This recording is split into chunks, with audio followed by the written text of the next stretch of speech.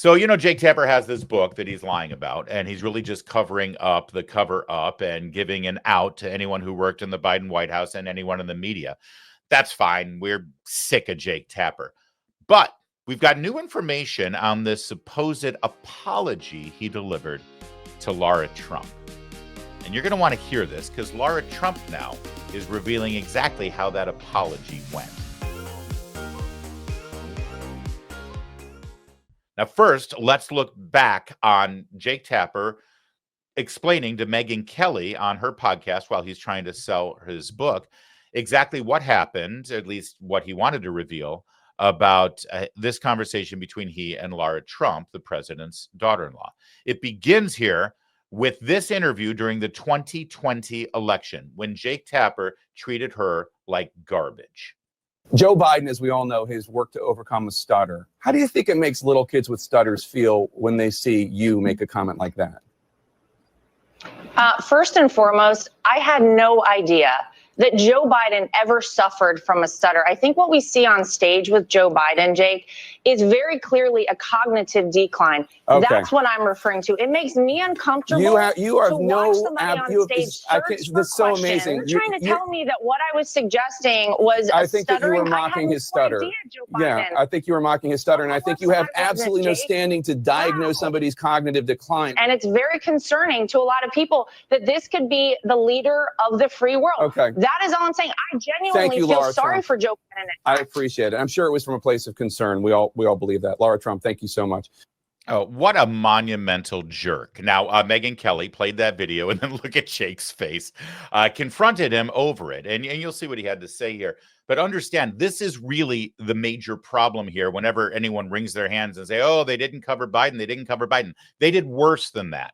They repeated the lies that were told to cover up for Biden. He had a lifelong stutter. Oh, bullshit.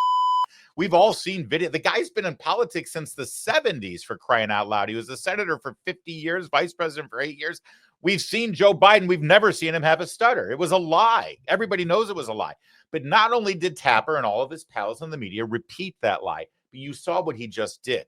He then attacked every single one of us for telling the truth, for talking about what we could all see with our own eyes. And when you saw what you saw with Joe Biden and then offered your opinion about what was going on with Joe Biden, they attacked you, they censored you, they canceled you, they called you every name in the book. He just threw the president's daughter-in-law, who was a spokesperson for the Trump campaign in 2020, threw her off his show like a smarmy, petulant little jerk because that's what he is. So then Megyn Kelly confronts him with that. Now that he's written his book, what have you got to say, Jake? Go ahead, Jake. Do you want to apologize to Lara Trump now? I've already apologized to her. I called her months ago. And what did she say? I mean, I don't want to disclose the contents of a private conversation, but I thought the conversation went well. Okay. Now, we played this for you when it happened 2 weeks ago, and we found that to be really interesting. I already apologized to her months ago. He acts all innocent. Well, I already apologized to her months ago. But then he refused to reveal anything else that happened in the conversation other than just saying, I think it went real well.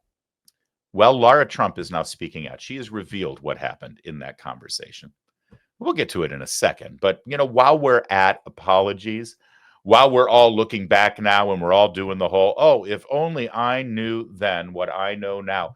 Gosh, yeah, we should really apologize. Sure, we should apologize. Okay, well, how about Stephanie Ruhle at MSNBC? Our pal Mays over on X, who's got an uncanny knack of finding unearthed videos from the past. This wasn't that long ago. It was only about 6-7 months ago. But make sure that you subscribe to Mays on X. He's terrific. This was Stephanie Ruhle on MSNBC the day before Joe Biden's debate performance with Donald Trump. This was after 3 weeks of videos of Joe Biden at the D-Day celebrations in France, at the G8 in Italy, the Juneteenth concert at the White House, and then that George Clooney, Julia Roberts fundraiser in LA. We all saw Joe Biden on video at all of those events. We all talked about those videos.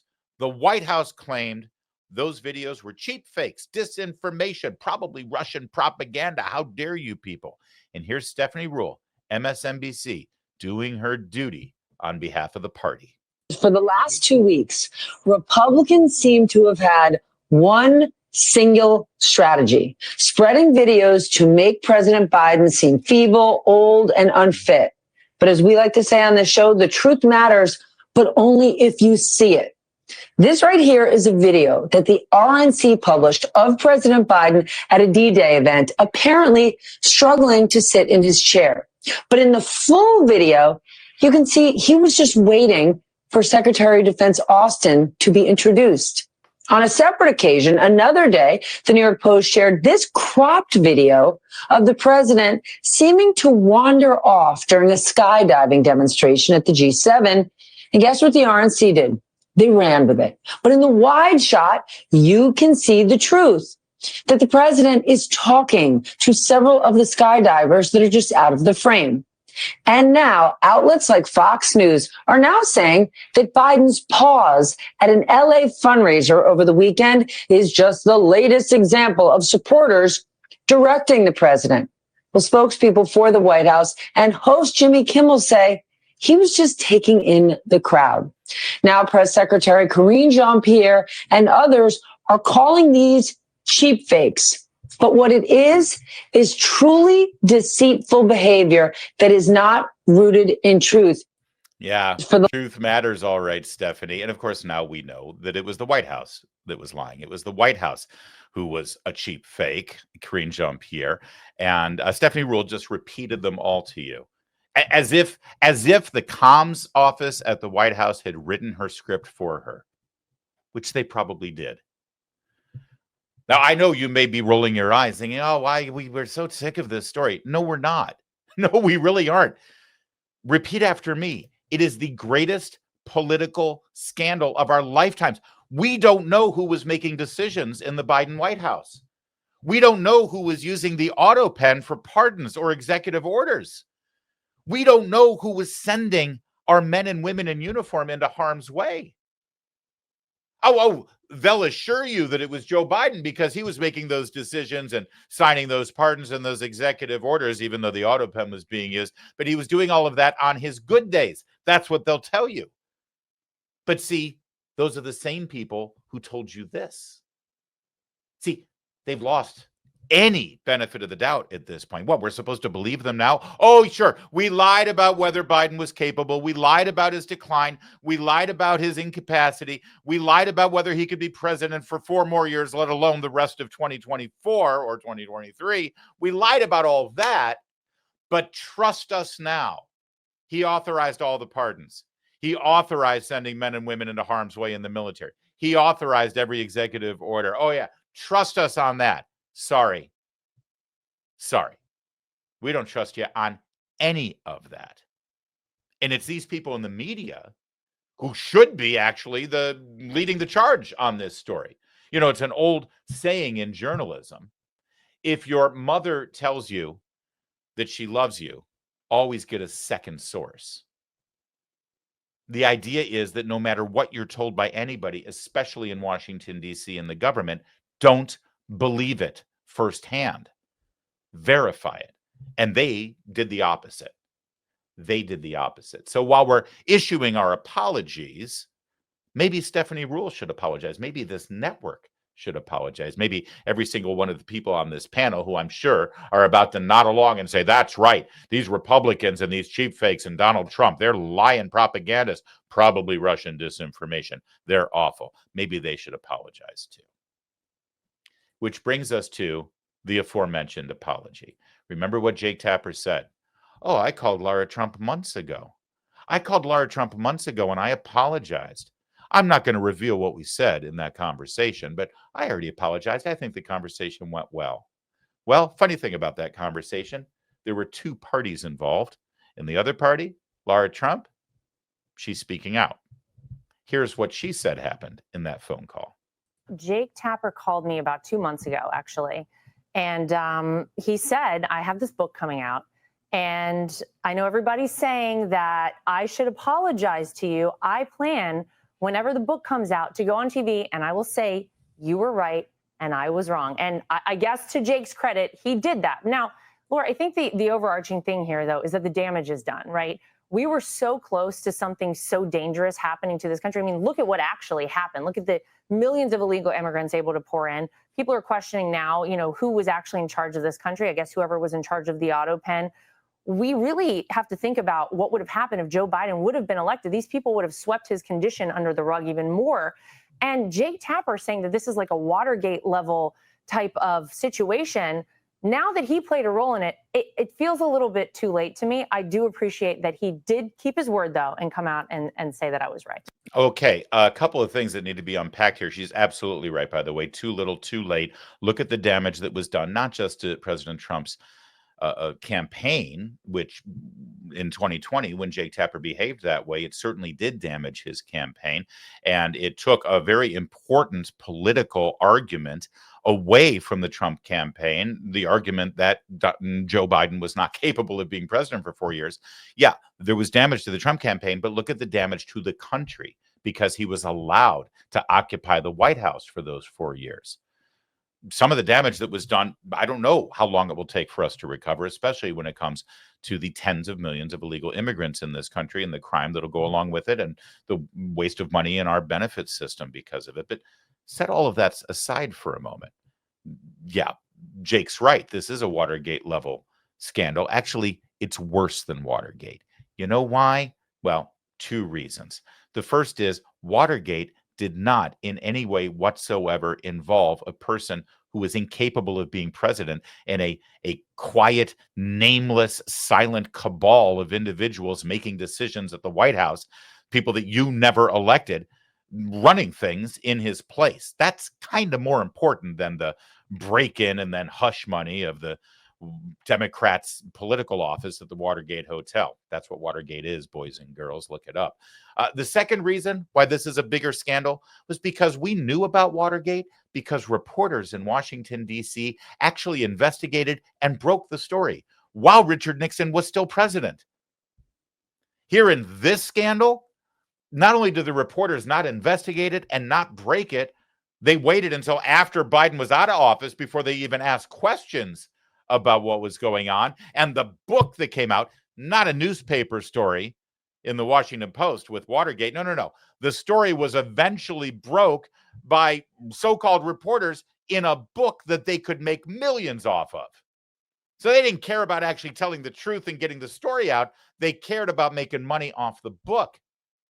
But in addition to that, the reason the scandal is worse than Watergate is that those very reporters participated in the cover-up. So it's way worse than Watergate, Jake. But did you catch something at the very beginning of Lara Trump's description of her conversation with Jake Tapper? Jake called and apologized to her, according to Jake Tapper. But listen again.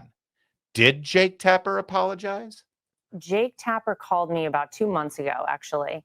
And he said, I have this book coming out. And I know everybody's saying that I should apologize to you. Wow. What a duplicative, passive-aggressive jerk Jake Tapper is. Imagine that. The third-party language involved here. Hey, Lara, it's Jake. Yeah. No, Jake Tapper. Yeah. Hey, Lara, listen, got this book coming out. It's kind of a big deal. It's going to put my kid through college. It means a lot to me. So everybody's saying that I should apologize to you. So when I start doing interviews, I'm going to say you were right and I was wrong. Okay, so number one, you were right and I was wrong is only part of an apology. It's an important part, but it's not the entirety. You know what constitutes an apology? Saying to the person that you've done something wrong to, I'm sorry. I'm sorry. I was wrong, and I'm not going to do it again. See, that's a proper, complete apology. Maybe it's the Catholic in me, but I think when somebody confesses what they did wrong, that's what they should do. Explain what was wrong, say that you're sorry to the person you've done the wrong to, and then promise not to do it again. I didn't see any of that there. And what's this third-party language that he used?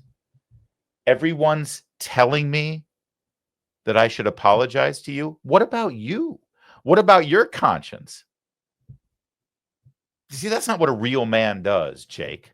A real man who owes a woman an apology says, I owe you an apology. I don't believe this because everyone's telling me I owe you an apology. I'm apologizing to you because I'm telling me I owe you an apology because I did you wrong and I'm sorry. But apparently, according to Lara Trump, he never said that. No wonder he didn't want to tell Megyn Kelly exactly what happened in that phone call. No wonder.